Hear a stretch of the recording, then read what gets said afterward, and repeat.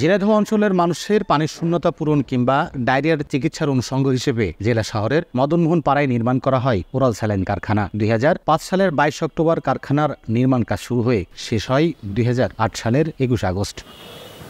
অযত্ন অবহেলায় পড়ে আছে স্যালাইন ফ্যাক্টরিটি। ভবনের চারপাশ ভরে গেছে ঝোপঝাড়ে। বিভিন্ন স্থানে সৃষ্টি হয়েছে ময়লা আবর্জনার স্তূপ। ফাটল দেখা দিয়েছে ভবনের দেয়ালে। অথচ কারখানাটি রক্ষা বা চালু করতে স্বাস্থ্য বিভাগের নেই কোনো উদ্যোগ।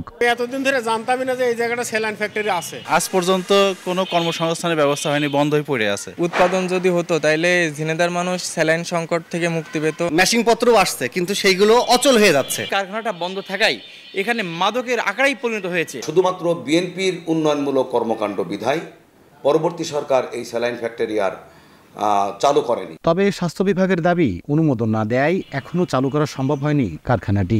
দাপ্তরিকভাবে ওনাদের সাথে যোগাযোগ করেছি, কিন্তু এখন পর্যন্ত কোনো ধরনের দৃশ্যমান কোনো কিছু ওইরকম ফলপ্রসূ কোনো কিছু আমরা পাই নাই। যোগাযোগটা অব্যাহত রাখবো, কিন্তু ওনারা দিবেন কিনা সেটা আসলে অধিদপ্তর বা মন্ত্রণালয়ের সিদ্ধান্ত হবে। স্বাস্থ্য বিভাগের দেয়া তথ্য মতে 98,34,189 টাকা ব্যয়ে ভবনটি নির্মাণ করে স্বাস্থ্য প্রকৌশল অধিদপ্তর। লোটাস রহমান সোহাগ, সময় সংবাদ, ঝিনাইদহ।